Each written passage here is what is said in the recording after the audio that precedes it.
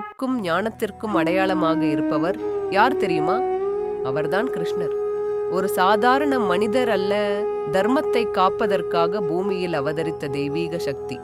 இன்று கிருஷ்ணரின் பிறப்பிலிருந்து அவரின் வாழ்க்கை வரை ஒரு அழகான பயணத்தை பார்க்கலாம். மதுரையை ஆட்சி செய்த கம்சன் மிகவும் கொடூரமான அரசன். அவரின் சகோதரி தேவகிக்கு பிறக்கும் 8வது குழந்தை தன்னை அழிக்கும் என்று ஒரு அசரீரி கூறியது. இதனால் பயந்த கம்சன் தேவகி மற்றும் வாசுதேவரை சிறையில் அடைத்தான். பல வருடங்களுக்கு பிறகு இரவு நேரத்தில் ஒரு தெய்வீக ஒளியுடன் கிருஷ்ணர் பிறந்தார். அந்த நேரத்தில் சிறை கதவுகள் தானாக திறந்தன. வாசுதேவர் குழந்தை கிருஷ்ணரை யமுனை ஆற்றை கடந்து கோகுலத்திற்கு கொண்டு சென்றார். அதிசயமாக 6 வழி விட்டது. ஆதிசேஷன் மழையிலிருந்து காப்பாற்றினார்.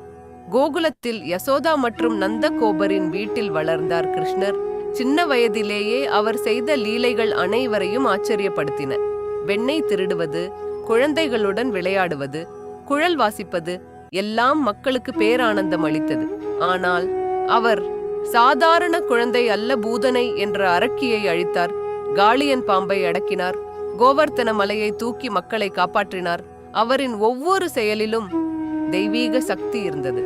காலம் மாறியது. பாண்டவர்கள் மற்றும் கௌரவர்களிடையே பெரிய போர் உருவானது. அதுதான் மகாபாரதம். இந்த போரில் கிருஷ்ணர் ஒரு ராஜாவாக இல்லை, ஒரு வழிகாட்டியாக இருந்தார். அர்ஜுனனின் தேரோட்டி ஆகி அவருக்கு வாழ்க்கையின் உண்மையை கற்றுக் கொடுத்தார். அப்பொழுதுதான் பகவத்கீதை உருவானது.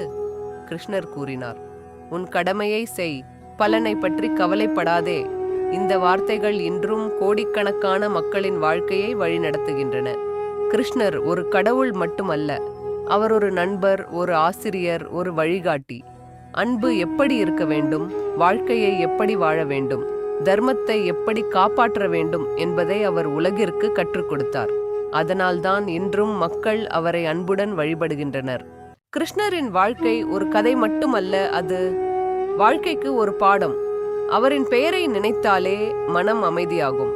கிருஷ்ணர் அருள் அனைவருக்கும் கிடைக்கட்டும். இந்த வீடியோ பிடித்திருந்தால் லைக் மற்றும் ஷேர் செய்யுங்கள். உங்களுக்கு கிருஷ்ணர் பிடிக்கும் என்றால் கமெண்ட் செய்யுங்கள்.